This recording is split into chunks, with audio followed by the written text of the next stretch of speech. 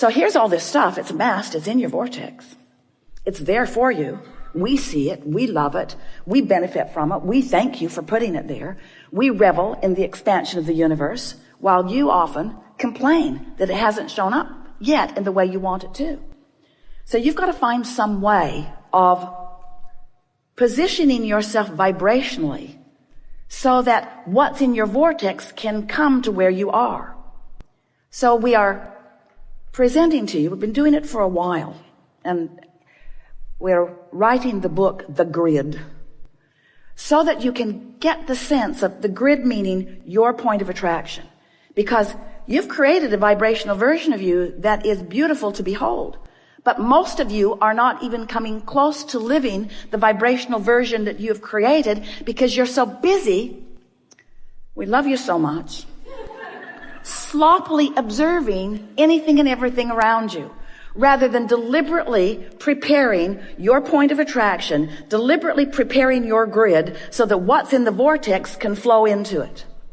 And when it starts flowing, oh, you know it. It flows with ideas. It flows with energy, vitality, we mean. But it also flows with rendezvous. It flows with things just seeming to come out of the blue. It flows with phone contacts. It flows with money coming to you in unexpected ways. It flows to you in promotions. It flows to you in good impulses when you drive. It flows to you in bodily conditions. It flows to you in physical vitality. It flows. Your grid is filling in all the time. But when you have deliberately sifted through data, when you have consciously launched a rocket, when you have consciously acknowledged that you want this thing that you don't yet have, but you believe you can have it because you know the laws of the universe, and you believe in your ability to focus yourself into a grid perspective that will allow the movement of it from the vortex into your reality. Because you know all of these things now, when contrast comes, you say, oh good, more rockets to launch. And as the rockets are launching, you say, oh, that felt good. Can't hold it because I'm not used to practicing it. Oh, it felt really good. No, it doesn't feel so good anymore. I really liked wanting that for a minute till I realized I don't have it.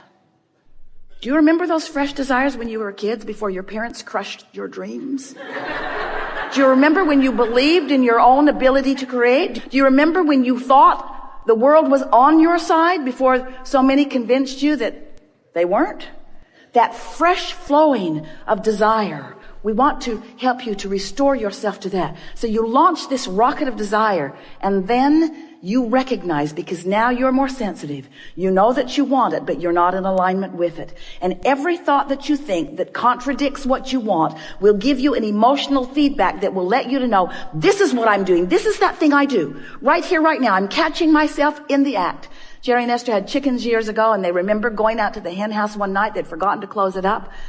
They like to close it up at night so that things didn't come and eat the eggs in the night. And there was a possum in the nest with egg all over its face.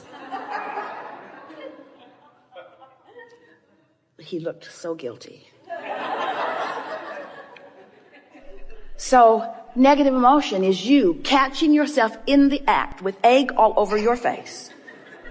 That you are in this moment defeating, that's too strong a word, well, we'll use it anyway, defeating, trampling, killing, pulling the wings off the flies of your desires. In other words, it's what you're doing. You're holding yourself in vibrational dissonance with the very things that you want, and the negative emotion is your glorious indicator that you're doing it now. You're doing it now. Esther's got easy buttons all over the house. That was easy. That was easy. That was easy. That was easy. That was easy. She's thinking about getting one. You're doing it now.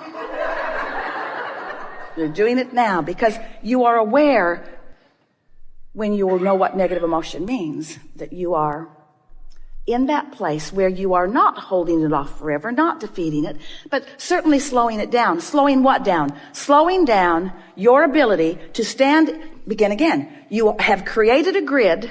You're standing in the middle of your grid all the time. You've created a grid that is keeping you from being keenly aware of the most productive, most fun, path of least resistance step toward whatever things that you are wanting that are in your vortex.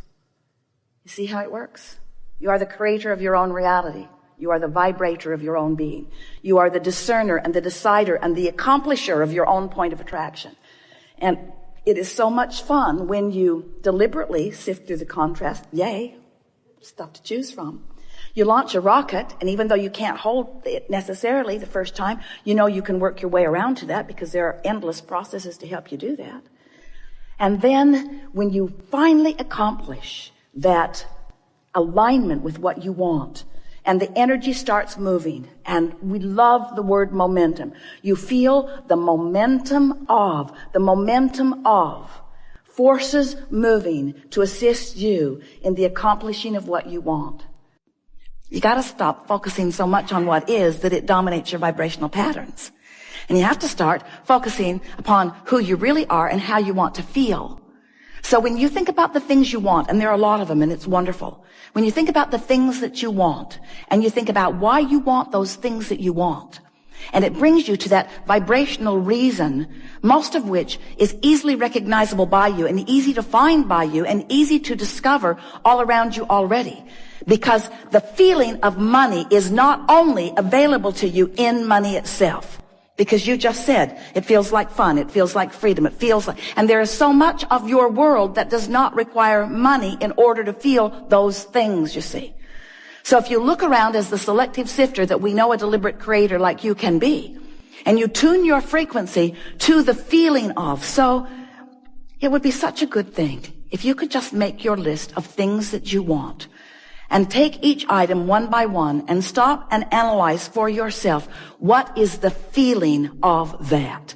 When I have that, when I live that, when I am that, when that is my experience, when that's who I am, when that's where I am, when that's who I'm with, when that's what I'm living, what does that feel like? What does it feel like? Not what does it look like? What does it feel like? What does the vibration of security feel like? What does the feeling of homecoming feel like? What does the feeling of empowerment feel like? What does it feel like? And as you pose those questions to yourself, as you move through your days, and you're feeling a lot of those things all day, every day, as you come across, we started to say stumble across because you may not be doing it exactly on purpose, but as you come across that feeling, and you come across that feeling after you have acknowledged that you want to find that feeling, it will stand out in a more vivid way, and you can say, yes, that's it. And then as you stay there and revel in the emotion of that for a moment, you practice the frequency of it longer, and that really is all that deliberate creation is. It's choosing the feelings, practicing the frequency until choosing those feelings comes easily. And you know why choosing those feelings come easily? Because law of attraction says, ooh, you feel like that, here's a little more. Law of attraction doesn't behave like you want your mother to. Oh, you feel bad here, this will make you feel better. Law of attraction says, oh, that makes you feel bad, here's some more. You say, well, then law of attraction may not be my friend. We say your best friend, because law of attraction is bringing you how you're feeling, showing it to you so you can make choices. This sucks. This feels awful. How can I feel differently than this? And that's what we're going to be talking about here today. How can you gain control of the way you feel in this situation and this one and this one and this one? We'll give you a little hint. It's about self-soothing. It's about being kinder to yourself. We thought it would be a really good thing to start this new year out when you're thinking more about who you are and where you're going and what you want. If you could just take this one piece from this gathering, that you want to soothe yourself into alignment by pointing out to yourself how well you are doing, how much is going well. It is our promise to you that if you will begin to tend to the frequency of that which is you, since you equal your point of attraction, and you will be aware, I felt this way and this came back. I felt this way and this came back. I felt this way and this came back. Before you know it, you will be one who, whether you deliberately and often feel on purpose, you will know for sure that how you feel is your indicator of what's coming next. So can you fast forward into the manifestation of those things, that abundance that you often see way down the road? Because that kind of abundance doesn't come to a youngster like me, or that kind of abundance doesn't come to someone in an occupation like I have. That kind of abundance, if you can get yourself to begin to expect that kind of abundance that we promise you is out there, and we say out there not because it's out there far into the future, we say it's out there vibrationally, not yet received by you, a different frequency than the frequency you commonly are offering. But you can begin doing something about that right now. And the evidence of the change of your frequency will be evident right now. So then you begin getting pretty sure of yourself. You say, I am the creator of my own reality. And others will say, get away from me. You say, I am the creator of my own reality because I am the thinker of my thoughts. But more important, I am the feeler of my feelings. I am the discerner of my frequency. I am the molder of my own vibrational clay. I am the offerer of the energy, and therefore I am the setter of the tone. I'm the setter of the mood. I am the emanator of the vibrational signal that law of attraction is responding to. And I have created a nest egg for myself of relationships and of abundance and of physical vitality and well-being. I've created a nest egg for myself that is a vibrational reality. And I'm going to practice the vibrational reality of it, even though there is an absence of manifested reality of it. But I do not confuse myself about what's really going on here, because I accept that law of attraction abounds, and that I am a worthy being, and that I'm the creator of my own reality, and that I can do something about it. And I like the feeling of thinking on purpose, and most of all, I like to think and derive results, you see. That's who you are. That's why you are so action-oriented in most cases. You like the fast results that you get through action. But we want you to not only get the fast results that you get through action, we want you to get the leveraged fast results that you get through aligned action, through inspired action, you see. We want you to tend to your feelings first. Practice them all day, every day. Hang out with others that do the same. And then begin watching. Not so much for the manifestation. You see, this is the tricky part. Because it sounds like we're saying, if you do these non-manifestational things, manifestation will happen. And then you can look at the manifestation and it just gets better from there. But we don't ever want you to be hooked on the manifestation. We want you to be hooked on the feeling that you can foster right here, right now. This morning, Esther sent a text to a friend, and at the same moment that she sent one, she received one. They must have been writing it and sending it at the same moment. And her friend said, who do you think sent this text first? And Esther said, I think we simultaneously rendezvoused on this disc. I think law of attraction set it up. It was a rendezvous, which is really what all creation is. All creation is a rendezvous. It's not you going after something. It's not it lingering out there just waiting for your discovery of it. It's you rendezvousing with it. Wanted or unwanted, you're rendezvousing. And the reason you're rendezvousing is because you have, with no small effort, by the way, accomplished a vibrational frequency about every subject that is important to you. And this vibrational frequency is your rendezvous point.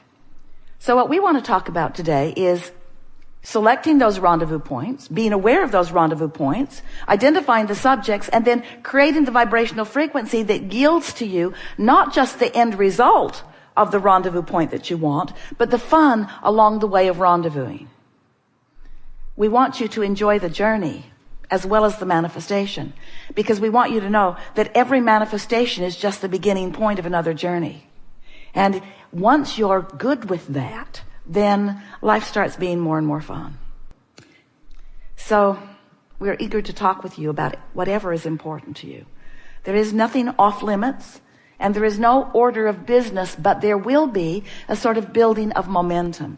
It is our expectation that you will achieve a vibrational movement today that will put you in a place of being more accessible to those who are running around with you, who are shining spotlights on your path of least resistance.